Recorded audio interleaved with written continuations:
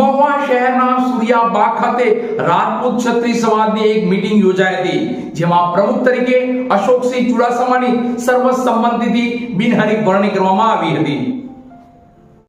મહુવા રાજપૂત ક્ષત્રિય સમાજના પ્રમુખની બિનહરીફ વરણી થઈ, જેમાં પ્રમુખ તરીકે અશોકસિંહ ચુડાસમાની સર્વસંમતિથી બિનહરીફ વરણી થઈ।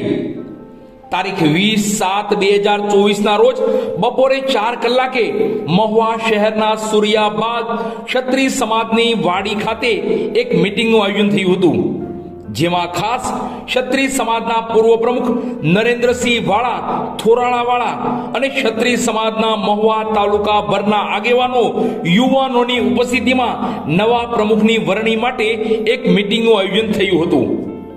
સૂર્યાબાગ ખાતે યોજાયેલી ક્ષત્રિય સમાજની આ મીટિંગમાં નિવૃત્ત પીએસઆઈ અશોકસિંહ બહાદુરસિંહ ચુડાસમા રોજકાવાળાની મહુવા તાલુકા રાજપૂત ક્ષત્રિય સમાજના નવા પ્રમુખ તરીકે સર્વસંમતિથી બિનહરીફ વરણી કરવામાં આવી હતી।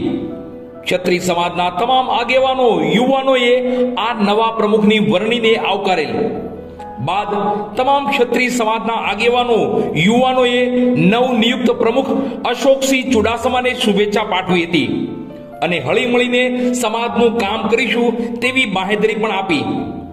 આ તકે ક્ષત્રિય સમાજના મહુવા શહેર તેમજ તાલુકા ભરના આગેવાનો યુવાનો મોટી સંખ્યામાં ઉપસ્થિત રહ્યા હતા।